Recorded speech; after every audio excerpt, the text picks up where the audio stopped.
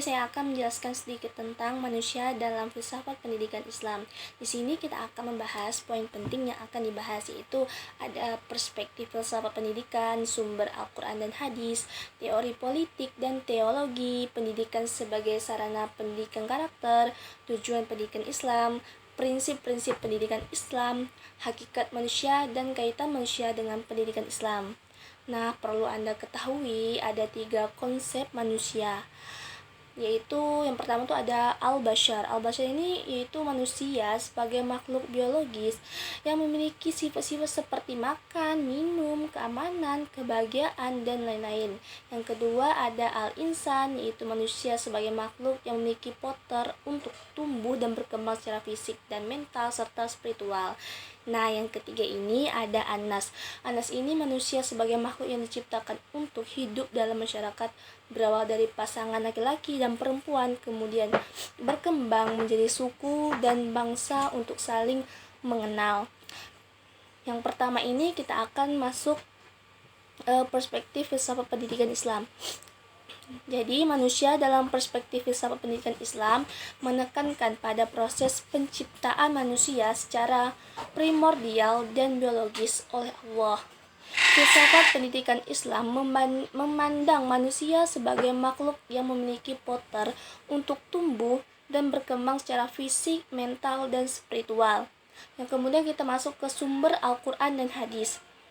Nah, konsep pendidikan Islam tentang manusia didasarkan pada Al-Quran dan hadis yang menekankan 3 hal utama, yaitu Al-Quran sebagai rujukan utama, yang kedua hadis sebagai penjelas dan contoh, dan yang ketiga ada fitrah manusia yang dijadikan sebagai poter yang dibawa manusia sejak lahir. Inilah maksud dari sumber Al-Quran dan hadis. Yang kemudian kita akan bahas tentang teori politik dan teologi.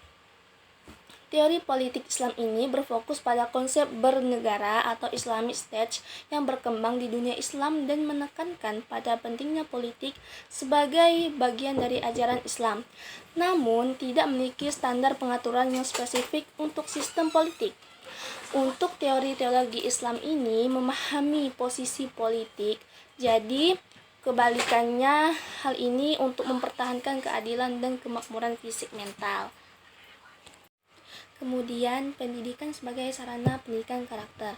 Hal ini harus dijalani karena bertujuan untuk mengembangkan nilai perihal dan sikap seseorang untuk menumbuhkan budi pekerti yang luhur dan juga akan membentuk manusia yang berkualitas. Nah, kita lanjut ke prinsip-prinsip pendidikan Islam. Pendidikan Islam ini mengakui tauhid sebagai prinsip utama, yaitu keesaan Allah Subhanahu wa taala. Individu diajarkan untuk mengenal dan menghargai kebesaran Allah dalam setiap aspek kehidupan. Kemudian kita lanjut ke hakikat manusia.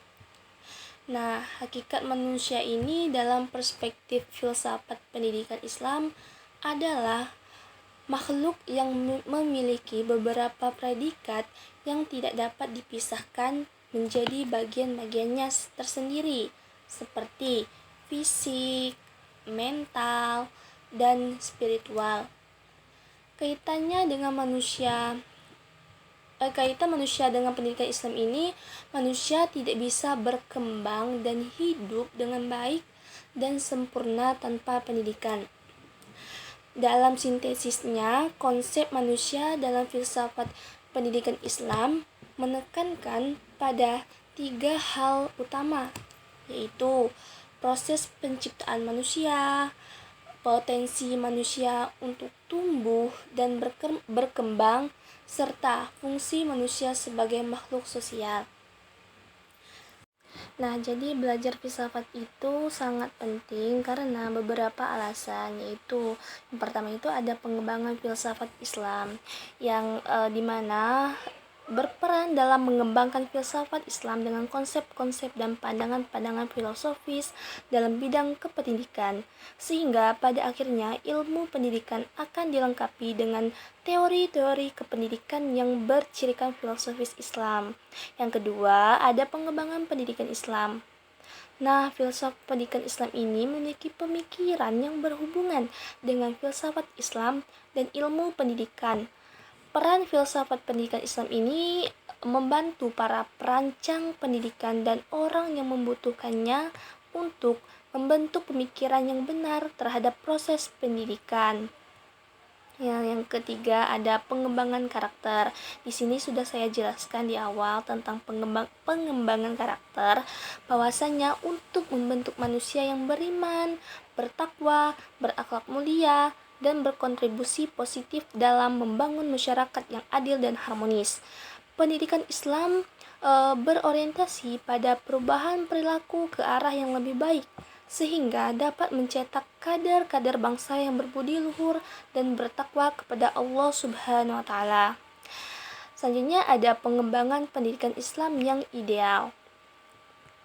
Hal ini dapat membantu para perancang pendidikan dan orang yang melaksanakannya dalam suatu negara memperbaiki peningkatan pelaksanaan pendidikan serta kaidah dan cara mereka mengajar yang mencangkup penilaian, bimbingan, dan penyuluhan. Kemudian ada pengembangan pendidikan yang universal. Filsafat pendidikan Islam memberikan pandangan objektif yang mendasar tentang kebutuhan manusia terhadap pendidikan. Filsafat pendidikan Islam berusaha menunjukkan arah kemana pendidikan Islam harus ditujukan, serta memberikan gambaran tentang sampai mana proses tersebut dapat direncanakan dan dilaksanakan. Jadi, pentingnya kita belajar filsafat pendidikan Islam ini karena sebagai sarana pengembangan filsafat Islam, pengembangan pendidikan Islam, pengembangan karakter, pengembangan pendidikan Islami ideal, dan pengembangan pendidikan universal. Nah, mungkin sedikit hanya itu yang dapat saya jelaskan tentang filsafat pendidikan. Jika ada kurangnya saya mohon maaf tentang salah kata saya. Saya akhiri dengan Wassalamualaikum warahmatullahi wabarakatuh.